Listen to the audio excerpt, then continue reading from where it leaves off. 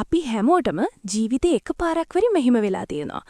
දහසක් මිනිස්සු මැද එකපාරටම කෙනෙක්ව දකිනවා. එතකොට අපේ ඇතුළාන්තේ සිංහල සින්දුවක් ප්ලේ වෙන්න ගන්නවා. වටපිටාව ස්ලෝ මෝෂන් වෙනවා. අපි හිතනවා අම්මෝ මේක තමයි මගේ ඩෙස්ටිනි එක කියලා. හැබැයි යාළුවනේ ප්‍රශ්නේ තියෙන්නේ ඉතින් පස්සේ මොකද කරන්නේ?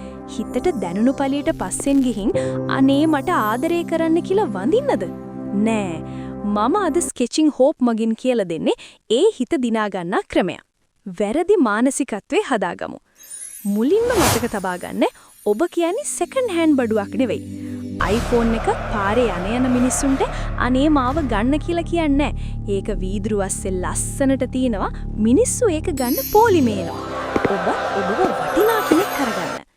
හිතට දැනුණු කෙනා ළඟට යනකොට මල් සුවඳ නොවුවත් කමක් නැහැ. හැබැයි මස් හොදි සුවඳ හෝ දාඩිය සුවඳ එන්න එපා. පළමු පෙනුමෙන් ඔබ පිරිසිදු පිළිවෙල් පුද්ගලයෙක් වෙන්න. මිත්‍රත්වය.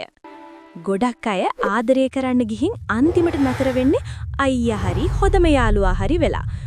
අවධානය දෙන්න. හැබැයි ඕනේවට වඩා එපා.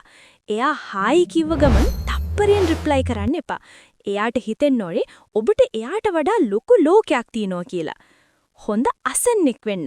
එයාගේ ප්‍රශ්න කියනකොට මාර වැඩේනේ කියලා අහගෙන ඉන්න. හැබැයි හැමතිස්සෙම උපදෙස් දෙන්න යන්න එපා. එතකොට ඔබ එයාගේ තාත්තා වගේ පෙනෙන්න ගනීවි. සරලව ළඟින් ඉන්න. සිනහව තමයි හොඳම ආයුධය. කෙල්ලෙකුත් කොල්ලෙකුත් වැඩියෙන්ම ආකර්ෂණීය වෙන්නේ Tamanව හිනස්සන්න පුළුවන් කෙනාට. ලෝකෙම දුක කරපින්නාගෙන ඉන්න දේවදාස් කෙනෙක් වෙන්න එපා. ඔබත් එක්ක ඉන්නකොට එයාට කාලය යනව දැනෙන්නේ නැති වෙන්න ඕනේ. පොඩි විහිළුවක් කරන්න. හැබැයි ඒ විහිළුව එයාගේ පෙනුම හෝ දුර්වලකමක් ගැන නොවීමට වග බලා ගන්න. වැඩේ පත්තු කිරීම. සති ගණන් මාස ගණන් පස්සෙන් ගිහින් වැඩක් නැහැ.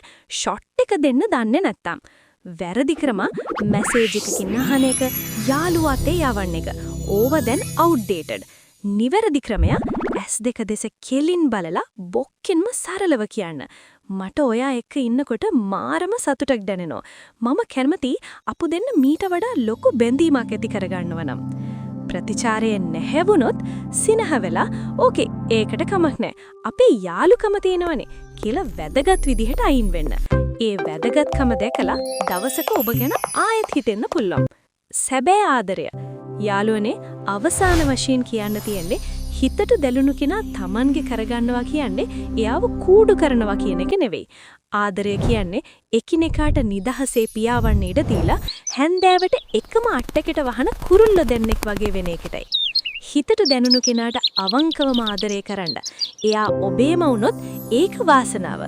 එයා ඔබේ නොවි වෙන කෙනෙක්ගේ වුණොත් ඒත් එයා සතුටින් ඉන්නව දැකීම සැබෑ ආදරය.